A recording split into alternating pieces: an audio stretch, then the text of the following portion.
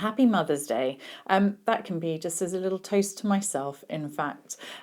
Mother's Day is one of those celebrations which can get a bit shrouded around a lot of naffness. So I thought I would taste some of the wines that I would actually love to receive this Mother's Day, or indeed to give you some inspiration as well. So you can step away from the petrol forecourt, limp bunch of flowers, and actually drink something very tasty on Mother's Day.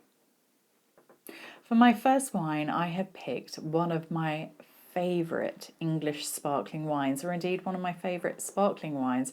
So if this was given to me on Mother's Day, I would be very, very happy and would feel very treasured, very understood, and very loved. So if you're watching, family, please take note. This is the 2019 Blanc de Blanc from Gusbourne. So the Blanc de Blanc refers to the fact it's 100% Chardonnay, and we are in the charming village of Appledore in Kent. Gusbourne are an outstanding producer. They have such high quality vintage wines. And this is a wonderful expression of their Chardonnay, which is all estate grown, and it's had that lovely time to develop and age. So we've got nearly 6 years of age here from that first harvest. And it's smelling gorgeous. I've got this lemon buttery cream. There's something quite biscuity and toasty about it too. There's a lovely richness. I'm already imagining putting my feet up and enjoying a glass of this.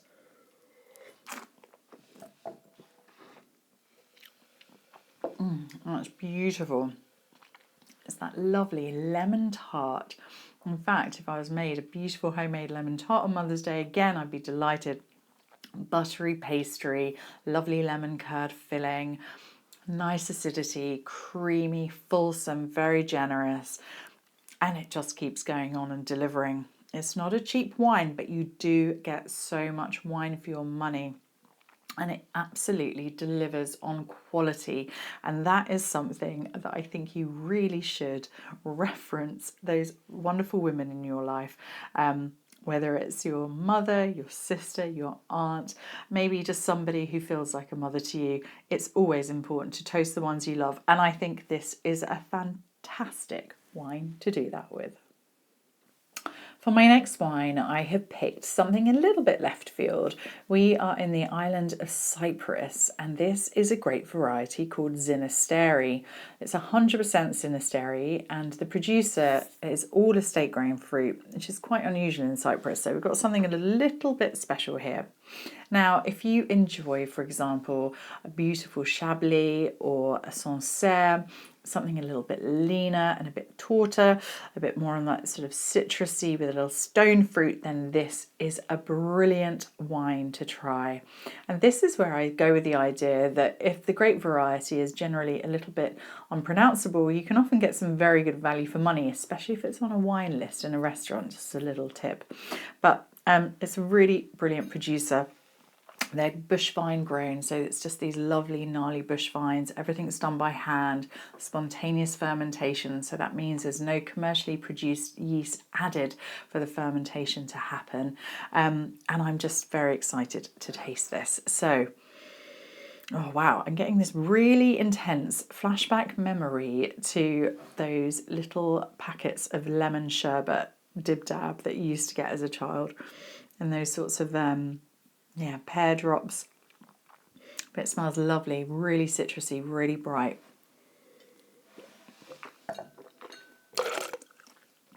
And that's coming through. Got the lovely citrus lime going on. There's also a really nice orchard fruit note. Think of lovely, soft, ripe pears. And then there's a lovely chalky note too.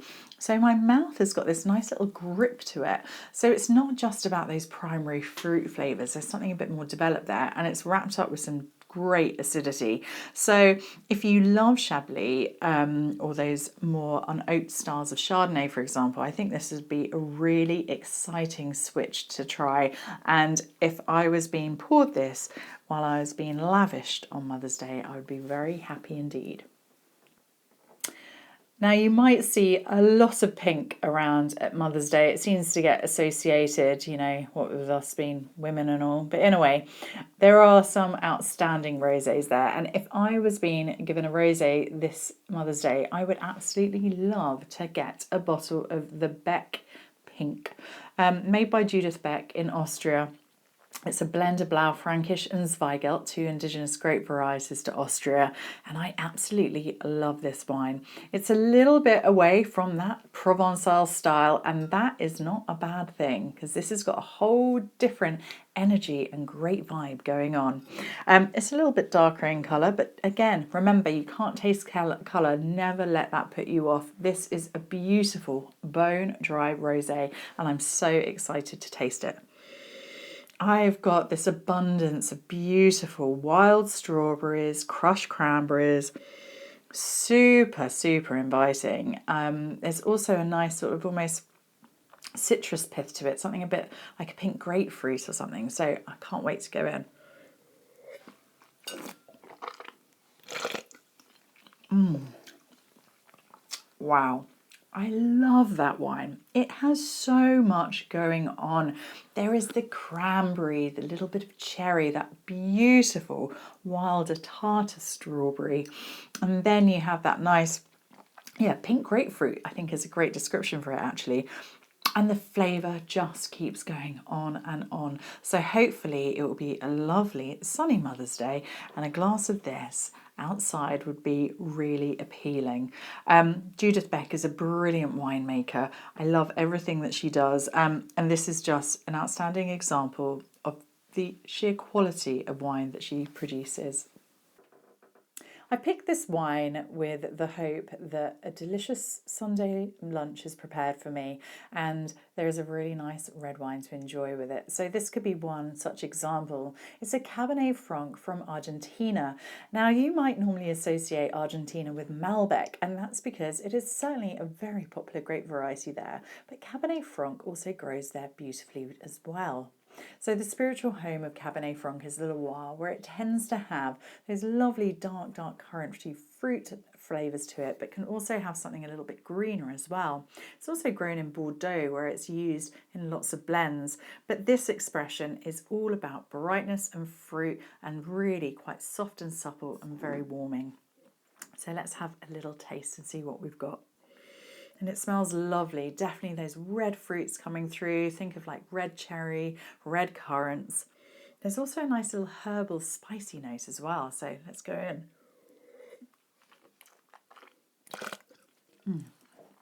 And that's all coming through. I've got the lovely red fruits. I've got the kind of the currants and cherries, soft red plums. There's also something nice, the sort of structure behind it, that little bit of peppery, a bit of sweet spice as well. Think of sort of vanilla and cloves. And it's got a lovely tannins, but they're not aggressive and harsh. They're just nice and velvety. So it would be a great wine just to pour with a Sunday roast and to sit back and toast the very important people in your life. So this Mother's Day, I urge you to think about trying something slightly different and not just going for a Pinot Grigio blush or whatever thing seems to be put on display on you every time you're wandering around the supermarkets. I've picked 4 wines I think have all got some really great, unique character and absolute wonderful qualities, which I hope the very special women in your life have too. And the best thing about this is that they get to share it, and there is nothing better than enjoying a glass of wine with the people that you love. And I certainly say a very big cheers to that.